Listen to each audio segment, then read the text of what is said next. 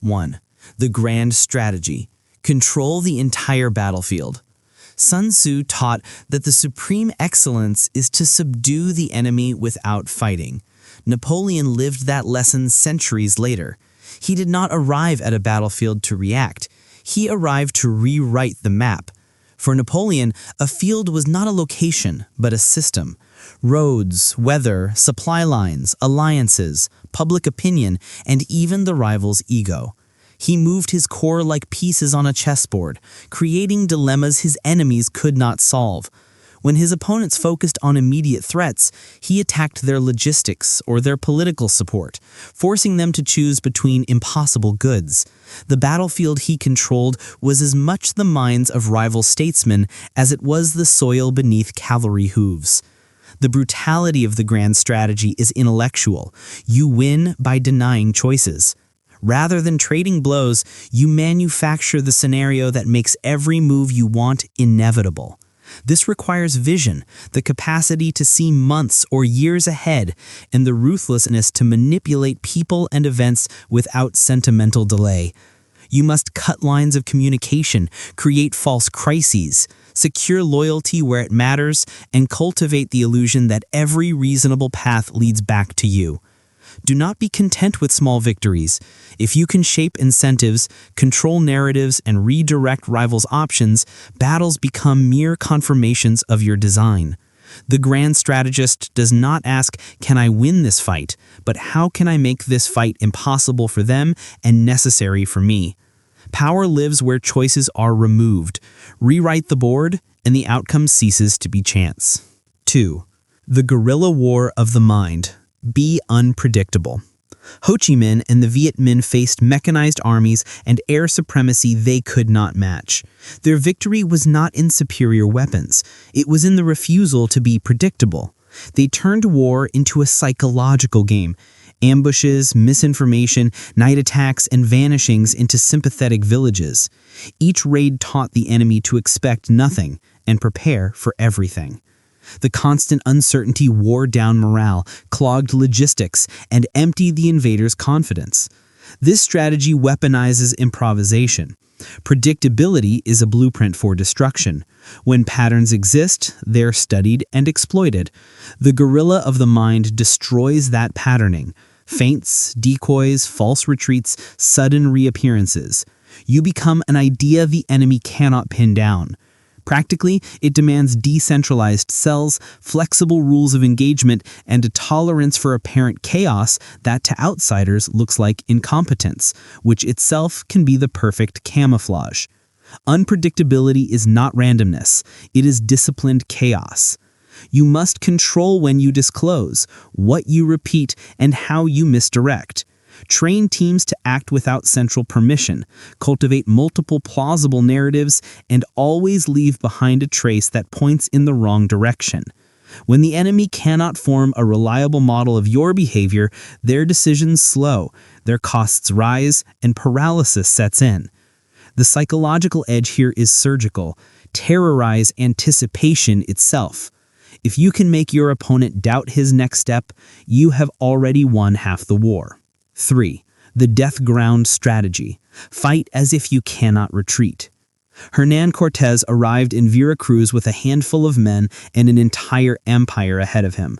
To transform fear into ferocity, he ordered the ships burned or scuttled. The message was absolute. There is no going back. Stripped of escape, his men fought not for glory, but for survival. The death ground strategy is not reckless heroism, it is engineered necessity. It converts hesitation into a weapon by removing options that allow doubt and desertion. This method works because human beings ration courage against fallback. When the exit exists, so does the temptation to use it. Remove the exit and choice collapses into one axis: advance or die. The psychology of trapped desperation magnifies effort, forges unity, and fuses willpower with purpose. But the strategist who employs death ground must be precise. It is a scalpel, not a bludgeon. You create circumstances where retreat means obliteration, whether by burning ships, collapsing markets, or cutting funding, and then you compel total commitment. There is a moral cost and a strategic requirement. Your team must believe in the plan and be capable of extraordinary endurance. When you strip options without preparation, you invite catastrophe. But when done properly, Death Ground produces a new kind of chemistry, fear smelted into resolve. The opponent, watching the depth of your commitment, often breaks first. The lesson is simple and savage. Choice is the enemy of extreme effort. Remove it, and you force escalation. When there's nowhere to run, victory becomes the only currency left. 4. The chain reaction strategy. Strike fast, strike often. Genghis Khan did not conquer by attrition, he conquered by contagion. His forces moved with brutal tempo, taking one city and using that shock to open the next. Each victory infected the surrounding regions with panic. Refugees carried news of slaughter, merchants whispered rumors of unstoppable momentum. The result was a psychological cascade. Cities surrendered to avoid the fate of the last, an outcome far cheaper than resisting. The chain reaction strategy is momentum weaponized. It converts each success into a force multiplier, not just by adding territory, but by degrading the enemy's will. Speed is the core variable. Strike before the enemy can regroup, exploit the window opened by a collapse, and then strike again. Logistics and intelligence must be calibrated to sustain the pulse. If your tempo breaks, the chain fractures and the advantage evaporates. This is where operational cruelty meets theater. Publicize each victory selectively to amplify fear. Scatter tokens of your dominance, banners, prisoners, decisive symbols, to make the next opponent calculate the cost of resistance as intolerable. But be wary. Momentum breeds hubris. The strategist keeps a reserve of realism, ensuring that speed does not turn into overreach. Momentum does more than destroy armies. It collapses confidence. When uncertainty meets relentless pressure, leaders doubt. Deserters multiply and alliances unravel. The chain reaction does its work not only in fields, but in minds. Keep the tempo high and watch institutions fall before you touch them. 5. The counterattack strategy. Let them strike first. On the frozen steppes outside Moscow, General Georgy Zhukov watched the German Wehrmacht extend itself like a blade thrust too far. Hitler's armies, drunk on early victories, pushed deep into Soviet territory, their supply lines thinning across hostile ground. Zhukov did not rush to meet them blade to blade. He absorbed. He traded space for time. As the winter dug its teeth into engines and morale, Zhukov struck with reserves honed for that exact moment. The German spear snapped at Stalingrad. What had seemed unstoppable became trapped by its own arrogance. The counterattack strategy is a lesson in violent patience. It treats the enemy's forward momentum as a resource to be spent by them. Let their pride carry them into overreach. Let hunger and fatigue do your attrition. Then, when their confidence is hollow and their stores are spent, release everything you have been saving. The timing is surgical. Too early, and you squander advantage. Too late, and the enemy regroups. The strategist reads logistics, ego, weather, and human endurance as variables. This method is not passive cowardice, it is an active calculus. Bait where the opponent is strongest, then punish the gaps they leave. Feign weakness, invite attack, and plan the trap with cold detail. Political leaders and CEOs use the same trick. Allow rivals to invest in costly gambits, and then undercut them when the market or moment turns. The counterattack's cruelty is intellectual. It converts the opponent's initiative into the instrument of his defeat. Remember, victory often belongs to the one who waits, while others exhaust themselves in spectacle and pride. Patience plus precision equals ruin for those who misjudge their enemy's limits. Let them swing first. Let their momentum become the noose you tighten. 6. The center of gravity. Strike where it hurts most. In the plains of Issus and the deserts beyond, Alexander the Great refused to be drawn into every skirmish. He sought the heart, not the limbs. When confronted with vast Persian forces, Alexander targeted Darius, his person and symbols of Persian legitimacy. Capture the king, and the army's will fractures. Break the emblem of power, and institutions collapse into confusion.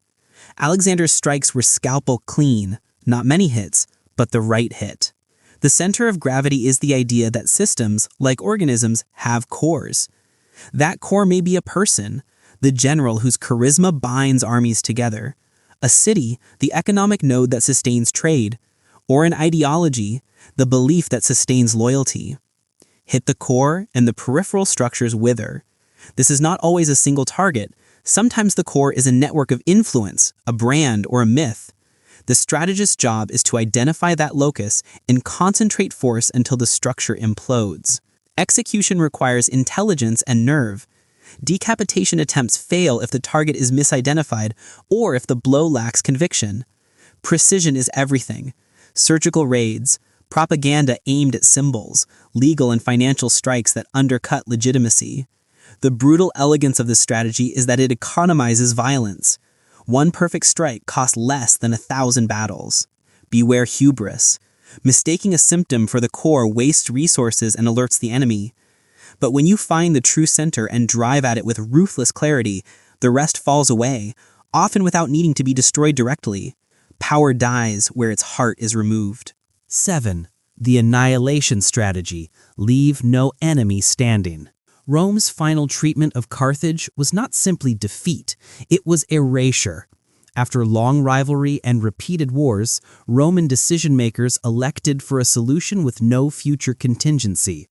They burned the city, slaughtered or enslaved its population, and, legend says, salted the fields so nothing would sprout again. The act was absolute, a civilization reduced to silence so that it could not someday rise as an avenging force. Annihilation is the brutal arithmetic of permanence. It rejects temporary solutions and aims to make the enemy's revival impossible. The logic is coldly practical. A humiliated foe becomes a martyr and a seedbed for revenge. Mercy can be fertile ground for insurgency. Total destruction eliminates the possibility of organized comeback. It is the most savage form of strategic foresight. This method demands a moral reckoning and logistical capacity. You must be prepared to bear the political cost, to commit resources to total suppression, and to accept the ethical stain that accompanies eradication. Often, annihilation is not literal genocide, it can be institutional, destroying an industry, dismantling a ruling class, or neutralizing a movement by eliminating its organizational backbone and funding. Applied well, annihilation secures peace by removing the seed of future wars.